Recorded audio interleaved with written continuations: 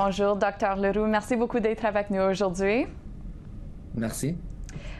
Pouvez-vous nous parler un peu du contexte sur les détails que vous avez retrouvés dans votre nouvel article? Oui, alors j'ai commencé vraiment à miser sur les groupes au Vermont puis au New Hampshire après avoir fait mes travaux plus généralement sur le mouvement d'auto-autonomisation au Canada français et parmi les franco-descendants. Et quand je dis franco-descendants, je veux dire les gens qui descendent ou qui comptent comme leurs ancêtres les premiers colons en Nouvelle-France. Donc, on est quand même environ 13 millions au Canada, environ 14. Et aux États-Unis, ça peut surprendre, mais on est environ à 4 à 5 millions. Parce qu'il y a vraiment eu une grande migration, en fait une immigration des Québécois vers la Nouvelle-Angleterre en particulier. Quasiment pour tout le siècle du 18e siècle, excuse, 19e siècle, dans les années 1800. Donc, il y a environ 500 000 Québécois qui ont été vivre, immigrés en Nouvelle-Angleterre et la majorité ont resté là. Et maintenant, c'est des Américains avec des noms québécois. Des fois, c'est des gouverneurs au Maine ou au Connecticut. Dans ce cas ici, ce qui a vraiment porté mon attention à ces groupes, c'est qu'ils font des revendications assez semblables à plusieurs organismes au Québec, en Nouvelle-Écosse, au Nouveau-Brunswick et même en Ontario. Mais au Vermont puis en New Hampshire, c'est des revendications abénaquis. Donc, eux autres se sont construits une nouvelle identité. Alors, c'est des franco-descendants blancs, comme moi et les gens que j'étudie. Mais ils se sont créés une nouvelle identité abénaquise parce que ça donne pas vraiment de sens à s'appeler des Métis au Vermont. Ou au New Hampshire. Non plus, ça fait pas trop de sens de se dire algonquin métis, comme on voit souvent où je vis maintenant à Ottawa ou dans la région montréalaise. Donc, ces gens-là ont créé une identité qui a du sens dans le milieu où ils se trouvent, parce que c'est vraiment dans le territoire traditionnel des Abénaquis. Et pourquoi pensez-vous qu'il y a certaines institutions et États qui semblent très prêts à accepter ces groupes qui sont autodéclarés comme ça, comme dans le cas de Vermont? Oui, c'est une très bonne question. Alors, juste pour reculer un petit peu, pour mon article, les données que j'ai trouvées viennent vraiment de ces groupes-là.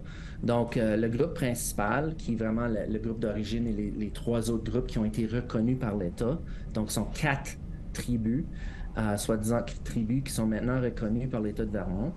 Alors, ces 4-là sont toutes associés de différentes manières, mais ils ont leurs origines dans le groupe de Swanton.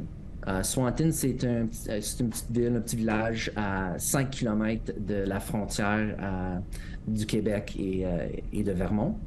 Alors, ce groupe-là a fait une pétition qu'on appelle ça au gouvernement fédéral pour être reconnu comme tribu Abénaquis en 1982. Et c'est vraiment en utilisant ces données-là et ensuite les données qui ont soumis en 86, en 95 et 2005 que j'ai pu retracer leurs ancêtres parce qu'ils font déjà ce travail-là dans ces documents-là. Et en 2003, ce qui est intéressant, c'est que l'État de Vermont a fait leur propre rapport et leur propre étude sur l'origine de ces organismes qui a conclu que ces groupes ont comme origine des Québécois qui ont immigré au Vermont. Donc ça, c'est en 2003. Ça vient du bureau du procureur général. C'est un rapport qu'on peut lire sur Internet assez facilement.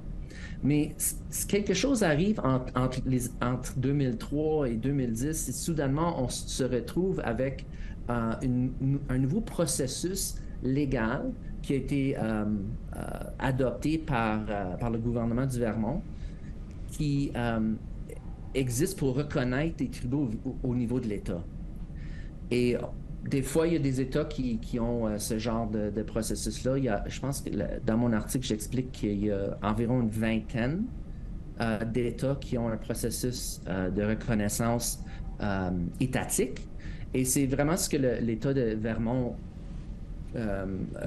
créé en 2010. Et c'est pas du tout clair pourquoi. Évidemment, c'est au niveau politique, parce que l'État a déjà décidé que ces tribus-là, ces soi-disant tribus-là, ne sont pas autochtones. Donc, soudainement, on a un processus où ces gens-là, on les met en charge du processus. Il y a plein de différents conflits d'intérêts. Les soi-disant chefs d'un certain groupe sont en charge de l'évaluation de ce groupe-là dans ce processus-là de reconnaissance, par exemple. Il y a des évaluateurs.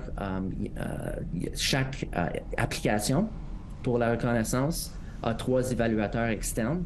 Mais en fait, dans mes recherches, j'ai trouvé que 6 des 7 évaluateurs pour ces 3 groupes-là, c'est des gens qui ont travaillé pour les tribus. Ils ont travaillé pour ces groupes-là. Donc, comme j'explique, il y a plein de différents conflits d'intérêts. Et honnêtement, je n'ai pas une réponse directe pour pourquoi soudainement l'État veut reconnaître ces groupes-là. Ce que je suggère dans l'article, c'est que l'État de Vermont, c'est l'État le plus blanc aux États-Unis, à plus de 97%. Et c'est aussi l'État qui est souvent vu comme le plus progressiste.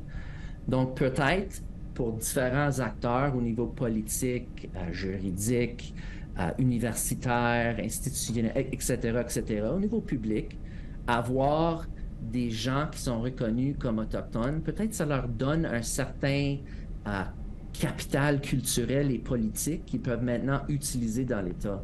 En revenant à votre article, est-ce que vous avez eu une réponse ou une réaction de soit la nation, soit dite Abenaki-Missisquoi ou du gouvernement de Vermont? Non.